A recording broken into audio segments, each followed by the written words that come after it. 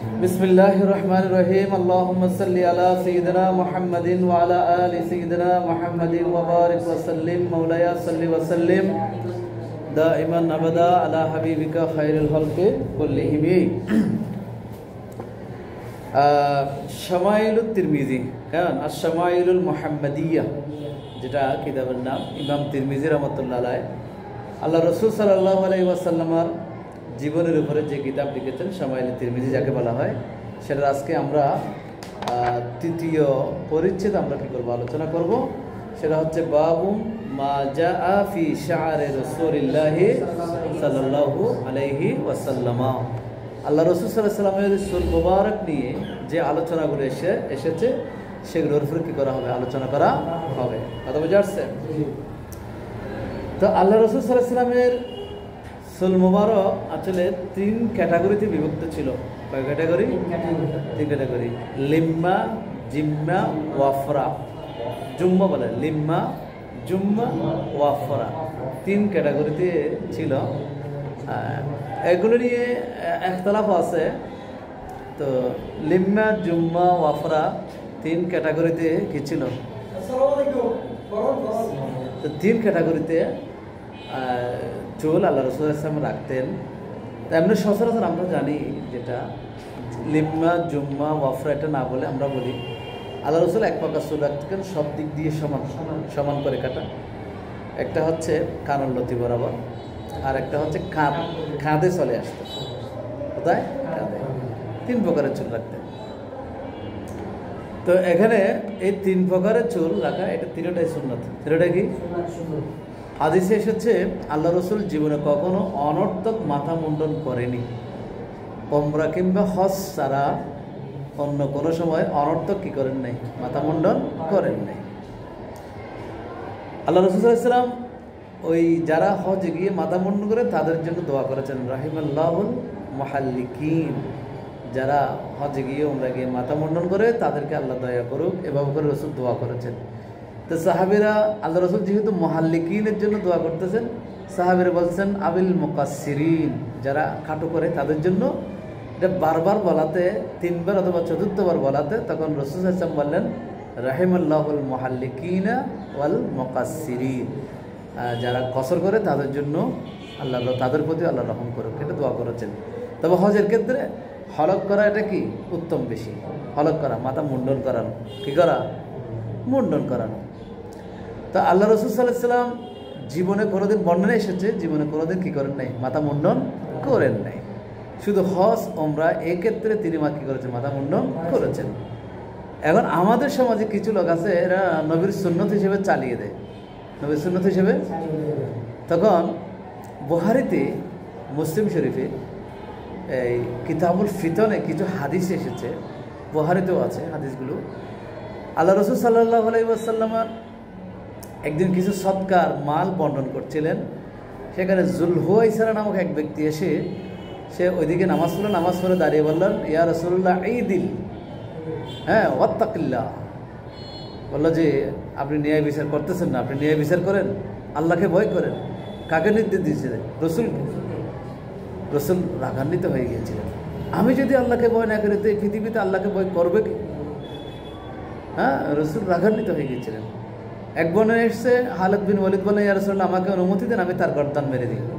আর এক বর্ণনা এসছে ওমর রাদিয়াল্লাহু আনহু বলেছেন, আমাকে অনুমতি দেন, আমি তাকে গর্দান মেরে দিলাম।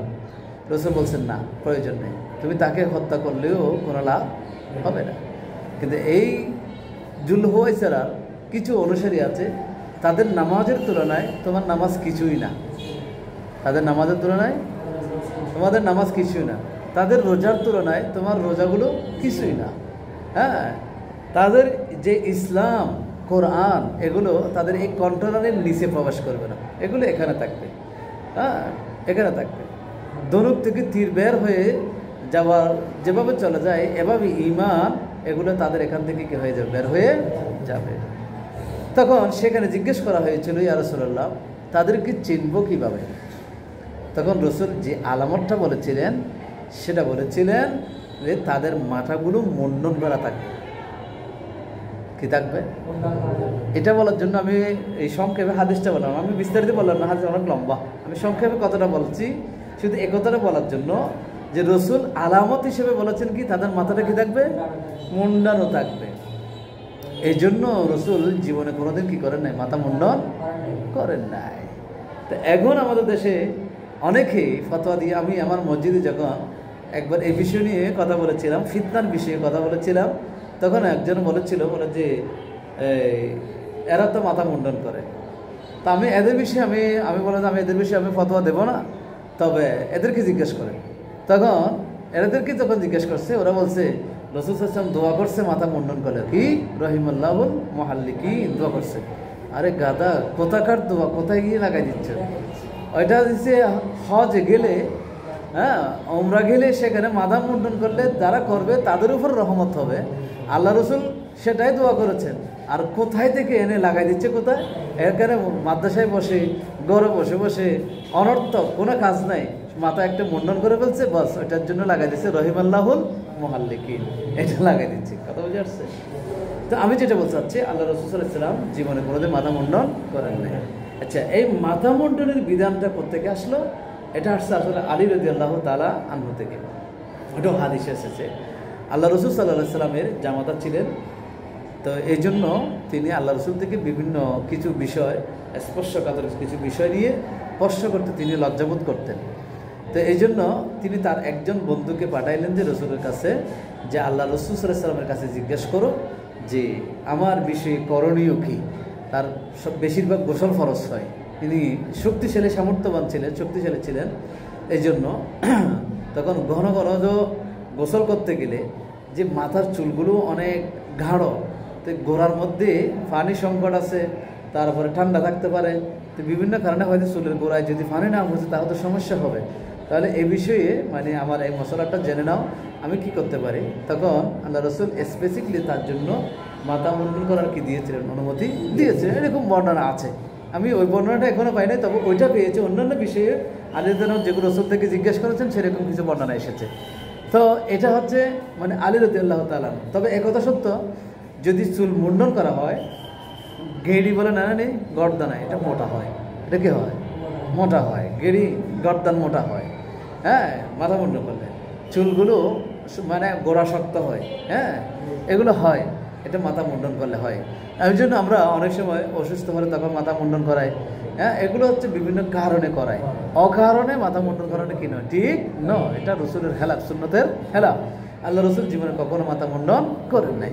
আল্লাহ রসুলের হাদিস আমরা পড়ব, আল্লাহ রসুল যখন ইন্তেকাল করছিলেন 63 বছর বয়সে, তখন আল্লাহ রসুলের মাথার মধ্যে, দাড়ির মধ্যে 20টির উপরে চুল কি ছিল না, ফাঁকা ছিল না, পাতলা ছিল, সাদা ছিল না, বাকি সবগুলোই কালো হয়েছিল। কি ছিল?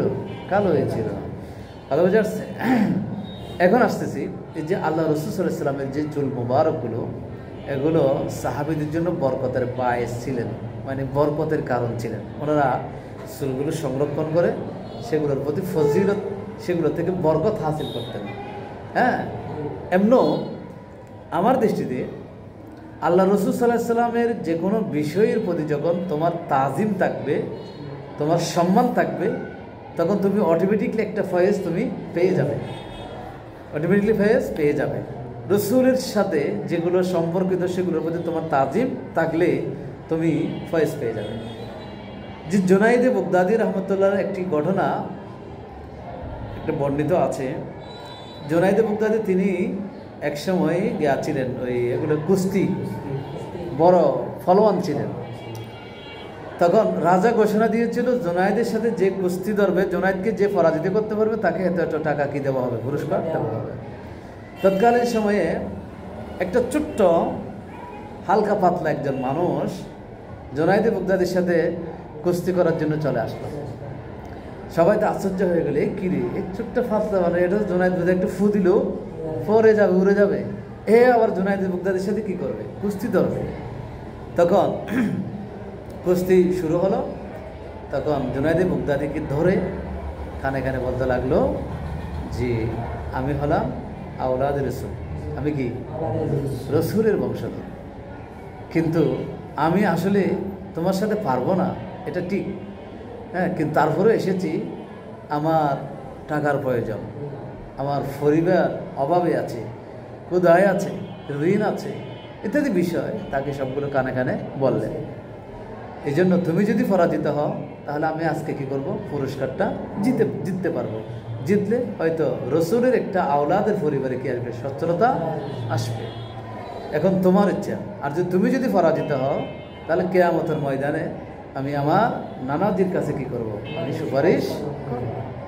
হ্যাঁ, তখন জুনায়েদ বাগদাদী দুনিয়াটাকে বাদ দিয়ে তিনি ওই কিয়ামতের ময়দানে রসুলের সুপারিশের জন্য কি হয়ে গেলেন, মানে ওটাকে প্রাধান্য দিলেন।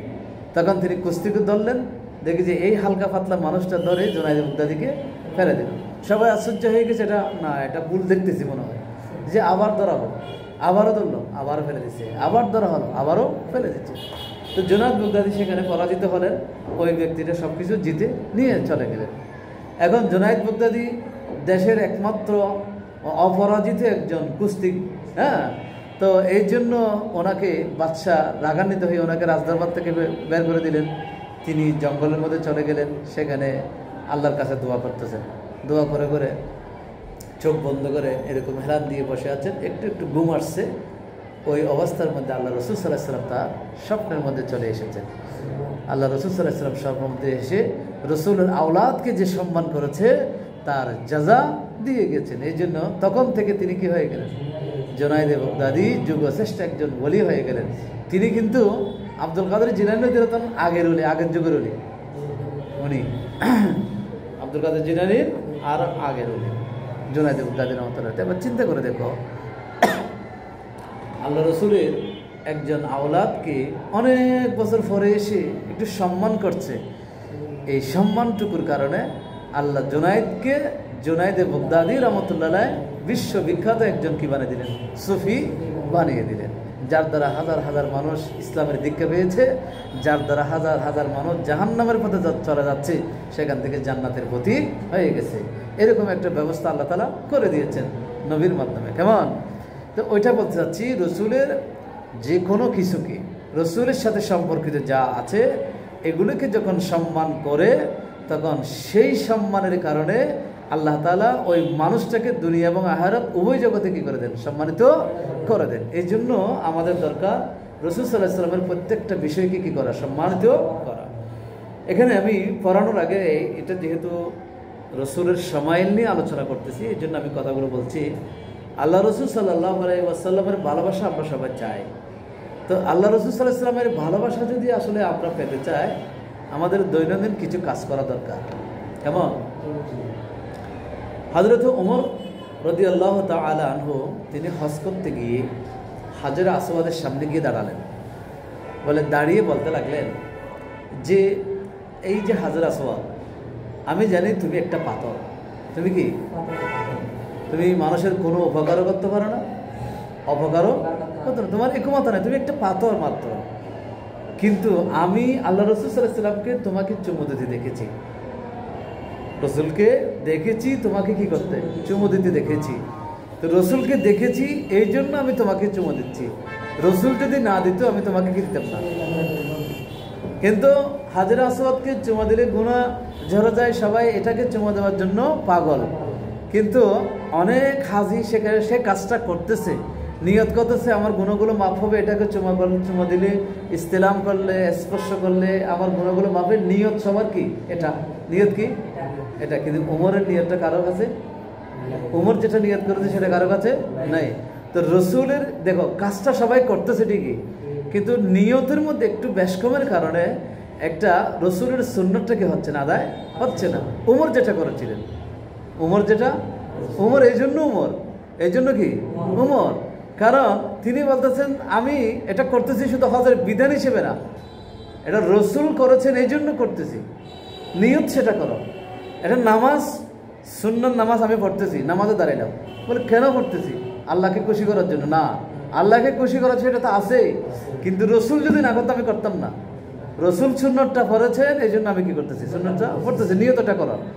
তখন কি হবে, ওই যে রসুলের সাথে সম্পর্কিত হওয়ার কারণে তুমিও সম্মানিত হয়ে যাবে। আমি ওইটা বুঝাচ্ছি, কথা বুঝাচ্ছি এখন। এই জন্য রসুলের ভালোবাসা পেতে হলে আমরা কিন্তু দৈনন্দিন অনেকগুলো কাজ করি। টুপি পরলাম, টুপি যদি আমার সৌন্দর্য বর্ধনের জন্য আমি পরলাম তাহলে হলো না, আমার সৌন্দর্য ঠিকই বর্ধন হলো, কিন্তু যে এটাতে পড়া রসুলের একটা সুন্নাত। হ্যাঁ হ্যাঁ, রসুল পড়েছেন, রসুলের একটা সুন্নাত, এই জন্য আমি পড়তেছি। ওইটা খেয়াল করো, ওইটা খেয়াল করো। তুমি টুপি মাথা দাও, তাহলে এটা শুধু টুপি থাকবে না, এটা রসুলের একটা সুন্নাত হিসেবে থাকবে। আমি জুব্বা পড়তেছি, পাঞ্জাবি পড়তেছি, হ্যাঁ, এটা আমার সতরটাকে, এটা দিয়ে আমি আমার সতরটাকে আমার যে সৌন্দর্য বর্ধন করি। তুমি নিয়ত ওটা করো না, ওটা তো আছেই। তুমি নিয়ত করো কোনটা, যে এটা রসুলের একটা সুন্নাহ, এই জন্য রসুলের সুন্নাহ হিসেবে এটা করতেছি। রসুল এটা না পড়ে অন্য কিছু বললে আমি অন্য কিছু করতাম। তুমি নিয়ত করো সেটা, তাহলে তো কি হয়ে যাবে, ওই সুন্নাহটা আদায় হয়ে যাবে, যার কারণে রসুলের ভালোবাসা পাওয়া যাবে। কথা ক্লিয়ার হয়েছে? এই জন্য তো আমরাও হাদিসগুলো পড়তেছি, রসুল কি করছেন কি করেন নাই, রসুল কেমন ছিলেন, রসুলকে দেখতে কেমন ছিলেন, তো এই রসুলের আচরণটা কেমন ছিলেন, কথাবার্তা কেমন ছিলেন, এগুলো দাড়িগুলো কেমন ছিলেন, চুল কেমন ছিলেন, এগুলো পড়তেছি এই জন্য যে এটা আমি শুধু চুল স্টাইল করার জন্য চুল এটাভাবে কাটবো না, আমি চুলটা কাটবো হয়েছে এটা ওইভাবে কাটা রসুলের সুন্নাহ, ওইভাবে কাটা কি রসুলের, ওইটা নিয়ত করে কাটবো। তাহলে দেখবা যে তোমার ওই সুন্নত অনুসরণ করার কারণে তুমি যে রসুলকে ভালোবাসো ওটা আর বলতে হবে না, রসুল তোমাকে কি করবে, ভালো। কথা বোঝা যাচ্ছে? এই জন্য বুখারীর মধ্যে একটা হাদিস এসেছে, হযরতে ইবনে সিরিন, ইবনে সিরিন মানে উনি অনেক বড় মাপের একজন আলেম, ইবনে সিরিন রাহমাতুল্লাহ আলাইহি। ওনার তবে আছে তাফসীরুল আহলাম, মানে একটা কিতাব আছে স্বপ্নের ব্যাখ্যা সম্পর্কে রেজাল্ট দিয়ে কি তাফসীরে আহলাম যেটাকে বলা হয়। তো তিনি বলতেছেন যে কুলতুলি ওবাইদাতা, আমি ওবাইদাকে অথবা আবিদাতা, আবিদাকে বললাম, এটা বুখারীর বর্ণনা, এটা হচ্ছে 170 নম্বর হাদিস। বুখারীতে খুলে তোমরা বাংলা থাকলে সেখানে করে দেখবা, সেখানে আছে 170 নম্বর হাদিস। ইনদানা মিন শাআরিন নবী সাল্লাল্লাহু আলাইহি ওয়াসাল্লাম, আমাদের কাছে আল্লাহ রাসূল সাল্লাল্লাহু আলাইহি ওয়াসাল্লামের চুল মুবারক থেকে একটা চুল ছিল। আচ্ছা, একটা চুলটাকে দেখা যায়, ছোট্ট একটা চুল, এটা দেখা যাওয়ার কথা, দেখো না, ছোট্ট একটা চুল, মানে আমাদের কাছে দেখো সাহাবীরা তাবিঈনরা এটা কিভাবে যত্ন করে রেখেছে। একটা চুল ছিল যে আসাবনাহু মিন কিবালা আনাসিন আও মিন কিবালা আহলে আনাসিন, বলে এই চুলটা আমাদের কাছে এসেছিল হয়তো আনাস রাদিয়াল্লাহু তাআলার মাধ্যমে এসেছে, অথবা আনাস রাদিয়াল্লাহু তাআলা আনহু এর পরিবারের যে কোনো সদস্যের মাধ্যমে আমাদের পর্যন্ত এসেছে। ওয়ারাস সূত্রে আস্তে আস্তে আমাদের পর্যন্ত এসেছে, এরকম একটা চুল ছিল। তো তিনি বলছেন, ইবনে সিরিন বলছেন, লিআন তাকুনা ইনদি শাআরাতুম মিনহু আহাব্বু ইলাইয়া মিনাদ দুনিয়া ওয়া মা ফিহা,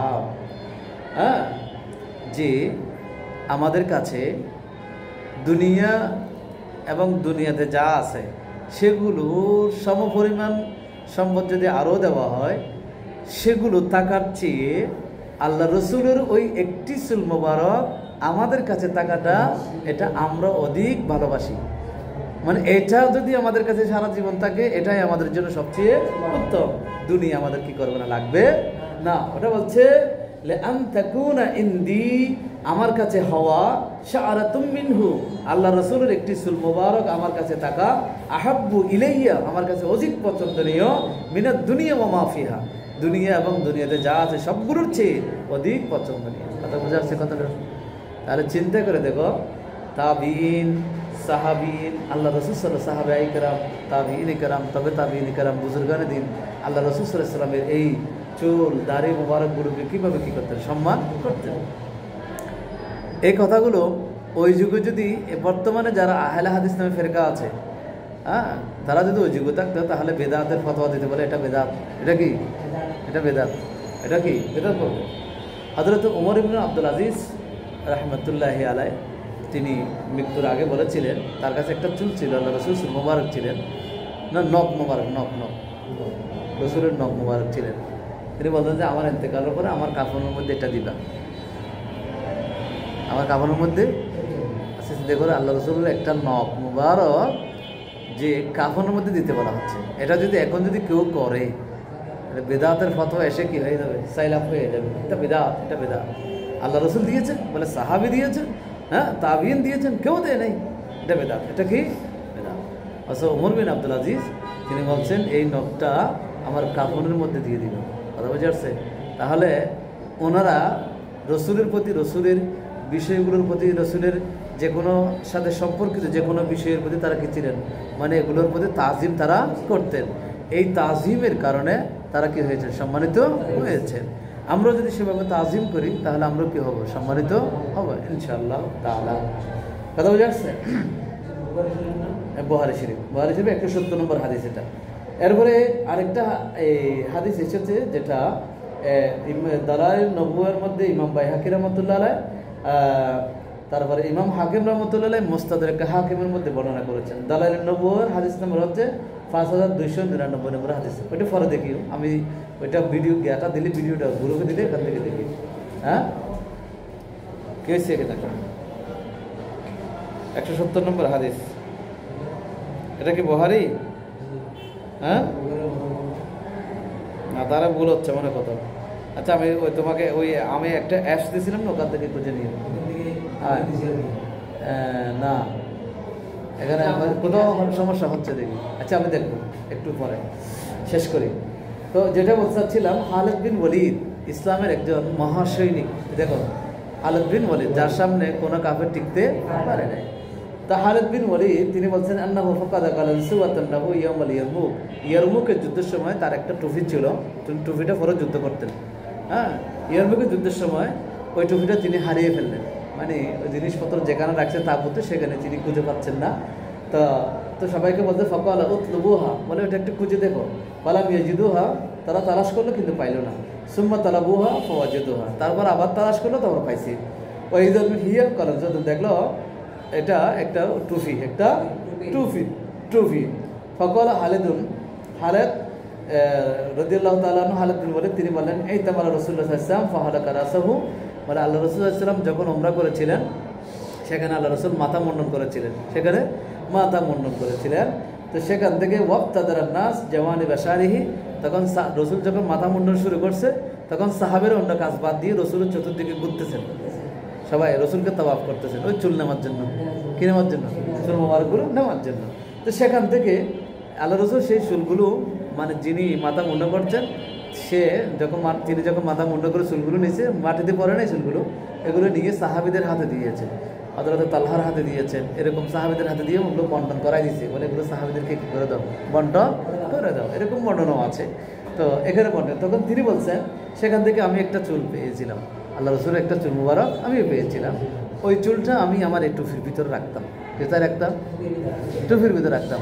তখন এই টুপির ভিতরে যখন রেখে আমি যখন যুদ্ধে নামতাম, তখন কোনো কাফের বেঈমান আমার সামনে আসতে পারতো না, সবাইকে হয়তো পরাজয় বরণ করতো, আমাকে দেখলেই ভয় পেয়ে যেত।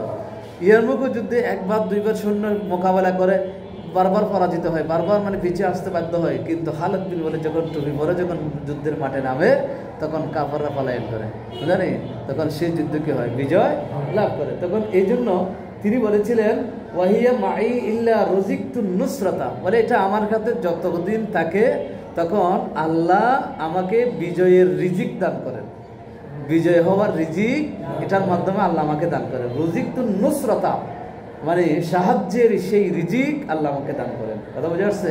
ইমাম বাইহাকি বর্ণনা করেছেন এবং ইমাম হাকিম আল মুস্তাদরাক লিস সাহিহাইন এই কিতাবের মধ্যে বর্ণনা করেছেন। তো আমি যেটা বলতে চাচ্ছিলাম যে আল্লাহ রসুলের চুল মোবারকগুলো অনেক বরকতময়। হ্যাঁ, এখান দিয়ে এই কথাটা সবসময় খেয়াল করবে। তোমরা চলার পথে যাদের সাথে তোমাদের কথা হয়, পরিবারের সদস্যদের আছে তাদের সাথে কথা হয়, আত্মীয় স্বজনের সাথে কথা হয়, তাদেরকে এ কথা বলবা। একটা জিনিস, যেমন মেয়েরা যখন রান্না করে, নিয়ম হচ্ছে ঘরের যে বাসি পানি টানি এগুলো কী করে না দেওয়া, ফেলে না দেওয়া। হ্যাঁ, তো এটা এমনি নিয়ম। হ্যাঁ, তো এটা আল্লাহ রসুলের যুগও ছিল, রসুল করে নাই সমস্যা নেই, কিন্তু রসুলের যুগও এই কাজগুলো মানুষ করতো। হ্যাঁ, তো এগুলো তো রসুল নিষেধ করে নাই। হ্যাঁ, তো ওইদিকে খেয়াল করে যখন কেউ করবে। তারপর আল্লাহ রসুল হাদিসে এসেছে যে রাত যখন হবে বাতি নিবাই দিবা। বাতি মানে এখন আমাদের এগুলো না, আগে ছিল ওই চেরাক। তো চেরাকগুলো যদি সারা রাত যদি জ্বলতে থাকে, তুমি ঘুমাই গেছো, ঘরে আগুন ধরার কি ছিল সম্ভাবনা। এই জন্য রসুল বলছেন তোমরা ঘুমানোর সময় রাত বাতিগুলো কী করে দিবা, নিভিয়ে দিবে, ঘরের দরজা বন্ধ করে দিবে। এগুলো রসুল সাল্লাল্লাহু আলাইহি ওয়াসাল্লাম বলছেন। এখন তুমি ঘরে ঢুকছো, আমরা তো প্রতিদিন বন্ধ করতেছি না। তা আমি যখন প্রতিদিন রাতে আমার ঘরের মধ্যে আমার ওয়াইফ বলে যে যে ইয়া করেন দরজাটা বন্ধ আছে কিনা দেখেন, হ্যাঁ, তো ঘর দরজা বন্ধ করতেছি, তোমরাও বন্ধ করতেছো, তো বন্ধ করার সময় তুমি খেয়াল করো ওই যে আল্লাহ রসুল বলেছিলেন, ওইটা খেয়াল করো, তখনটা কি হবে, ওই যে রসুলের কথাটা তোমার ভিতরে চলে আসবে। এটার কারণে যখন তুমি দরজা বন্ধ করছো তখন এটা একটা আলাদা মহব্বত থেকে সৃষ্টি হয়ে যাবে, হ্যাঁ, এই জায়গায় সৃষ্টি হবে। এখন এমনি বন্ধ করতেছো, প্রতিদিন করতেছো থাকো, কোনো এটার মধ্যে স্বভাব আসবে না। বুঝতে পারছেন?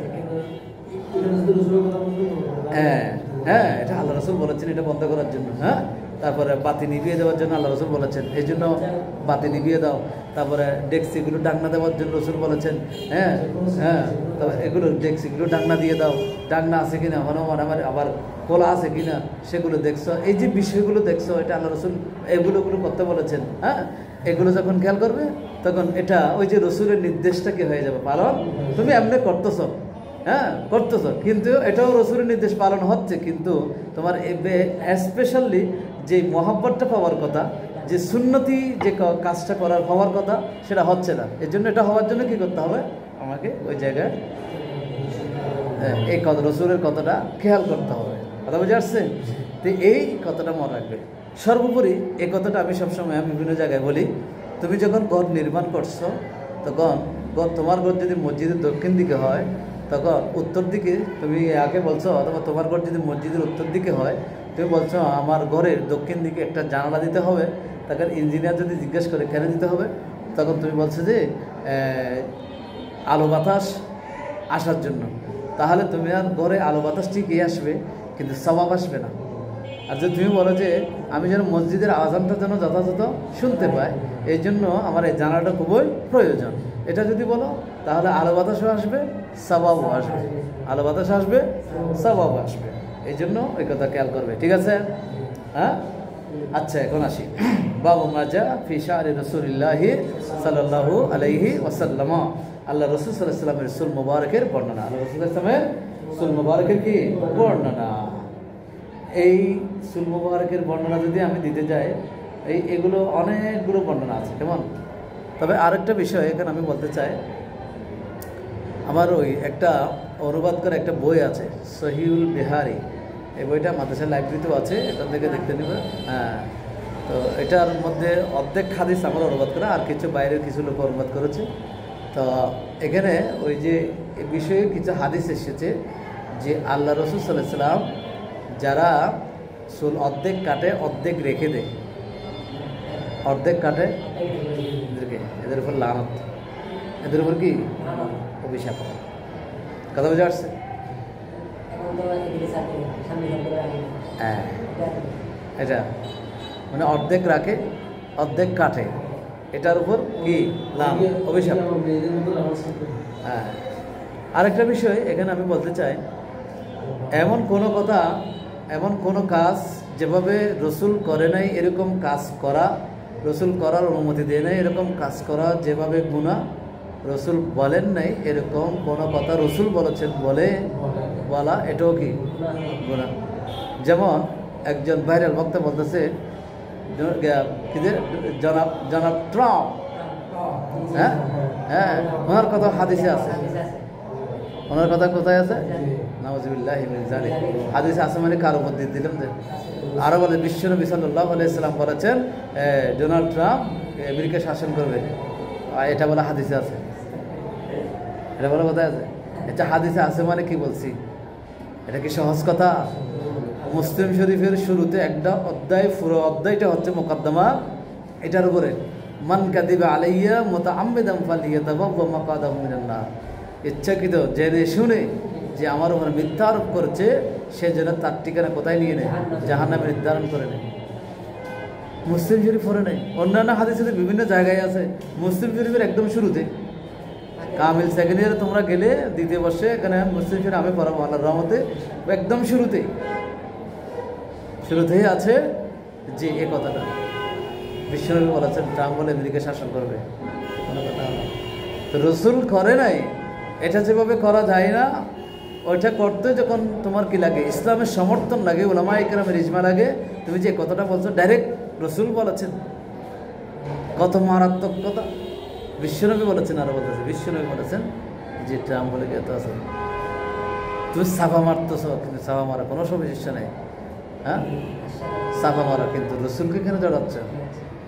হ্যাঁ, রসুলকে কেন সেখানে অ্যাড করে ফেলতেছ? একটা লিমিট থাকাতো দরকার, ঠিক না? কোথায় যাচ্ছে সেটা? এ পর্যন্ত এটা নিয়ে কোনো ওলামায়ে মিডিয়াতে বক্তব্য দেয় না। এই যে উনি এ কথাটা বললো, এটা আসলে কি রসুলের সাথে মিথ্যা অপবাদ দেওয়া হচ্ছে না? তো এটা হলে কি হয়, জাহান্নাম হবে। কোনো একজন মৌলবী এই কথাটা বলে নাই, শুধু মিলাদের নিউকালে বেদাত হয়ে যায়, সবার জাহান্নামে চলে যায়। এত বড় মিথ্যা অপবাদ রসুলের নামে দিয়ে দিল।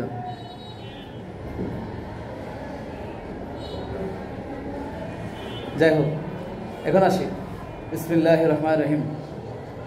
وبه قال حدثنا علي بن حجر قال أخبرنا إسماعيل بن إبراهيم عن حميد بن أنس بن مالك رضي الله تعالى عنه قال كان شعر رسول الله صلى الله عليه وسلم إلى نصف أذنيه.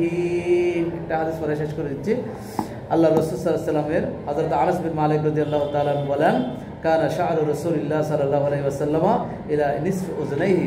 আল্লাহ রাসূল সাল্লাল্লাহু আলাইহি ওয়াসাল্লামের চুল মোবারকগুলো কানের অর্ধেক পর্যন্ত ছিল, কানের অর্ধেক পর্যন্ত ছিল। কেমন একটা হাদিস আমরা বললাম, বাকিগুলো ইনশাআল্লাহ আগামীকাল কালকে পড়বো। এখন ঘন্টার টাইম শেষ হয়ে গেছে, এরপর ঘন্টা কার?